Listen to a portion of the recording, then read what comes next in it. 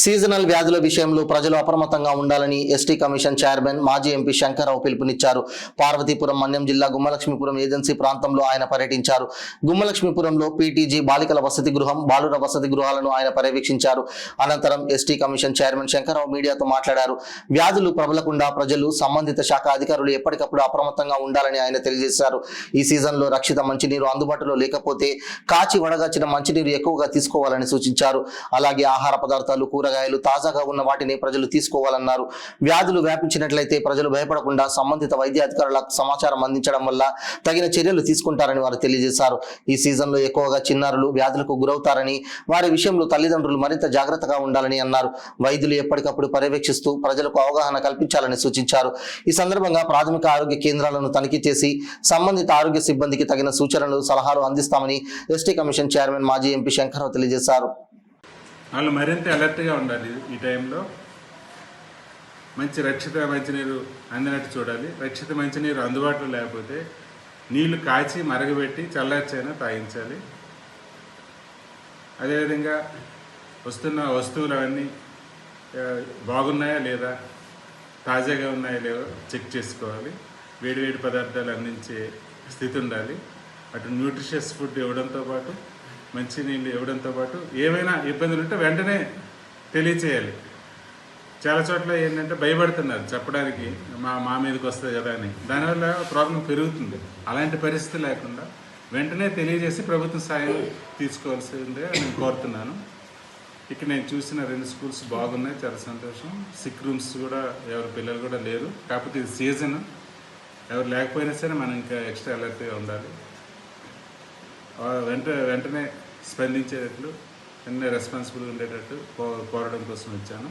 అదేవిధంగా ఇప్పుడు హాస్పిటల్కి కూడా వెళ్తాను. అక్కడ వైద్య అధికారులను కూడా నేను సమాయత్తం చేస్తాను. ఇది అందరి బాధ్యత. ఇది అందరం కలిసి మన పిల్లల్ని బాగు చేసుకోవాలి. విద్య అభివృద్ధి అనేది దీంతోనే సాధ్యం. ఒకవేళ ఎవరైనా సిక్గా ఉంటే వాళ్ళని ఇళ్ళకి పంపించొద్దని కూడా ప్రత్యేకంగా కోరుతున్నాం. ఎందుకంటే ఇళ్ళకి పంపించేస్తే అక్కడ ఏముందో తెలియదు, ఏమవుతుందో తెలియదు. అదేవిధంగా పిల్లలు భయపడి వాళ్ళు విద్య మానేసే పరిస్థితులు కూడా వస్తాయి. మన గిరిజన ప్రాంతాల్లో ఇది ముఖ్యంగా ఇప్పుడు అందరూ ఒక యుద్ధ ప్రాతిపదిక మీద విద్యాలయాల మీద దృష్టి కేంద్రీకరించి యంత్రాంగం, రాజకీయ నాయకులు, అదేవిధంగా సమాజం, సివిల్ సొసైటీ అందరూ వాళ్ళ మీద దృష్టి పెట్టి వాళ్ళకి మేము ఉన్నామని భరోసా ఇవ్వాలని నేను ఈ సందర్భం కోరుకుంటున్నాను. గుమ్మలక్ష్మీపురంలో ఈ జూనియర్ కాలేజ్, అలాగే పీటీజీ గర్ల్స్ స్కూల్ చూశాను. మెయిన్ ఈ చూడడంలో ముఖ్య ఉద్దేశం ఏంటంటే అక్కడ కిచెన్ ఎలా ఉంది, సిక్ రూమ్స్ ఎలా ఉన్నాయి, అదేవిధంగా మిగతా సరౌండింగ్స్, పిల్లలు వాళ్ళకి ఏమైనా ఇబ్బందులు ఉన్నాయో అవి తెలుసుకోవడం ముఖ్య ఉద్దేశం. ఎందుకంటే ఈ సీజన్లో చాలా చోట్ల చాలా దుర్ఘటనలు జరుగుతున్నాయి. అనకాపల్లి జిల్లాలో ఒకేసారి 76 మంది ఫుడ్ పాయిజనింగ్ లోనయ్యారు. అలాగే నిన్న అరకు నియోజకవర్గంలో కూడా జామిగూడ అంటారు, అక్కడ కూడా 36 మంది పిల్లలు ఫుడ్ పాయిజనింగ్కి లోనయ్యారు. అలాగే రాష్ట్ర వ్యాప్తంగా ఇలాంటి సంఘటనలు జరుగుతున్నాయి. ఈ నేపథ్యంలో మన వాళ్ళని కొంత అలర్ట్ చేయాలనే ఉద్దేశం మెయిన్. అటు రాష్ట్ర అధికారులతో కానీ, జిల్లా యంత్రాంగంతో కానీ మాట్లాడుతున్నాను.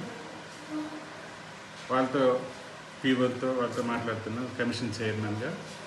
అదేవిధంగా ఈ గ్రౌండ్ లెవెల్లో కూడా ఎలా ఉందో చూస్తున్నాను.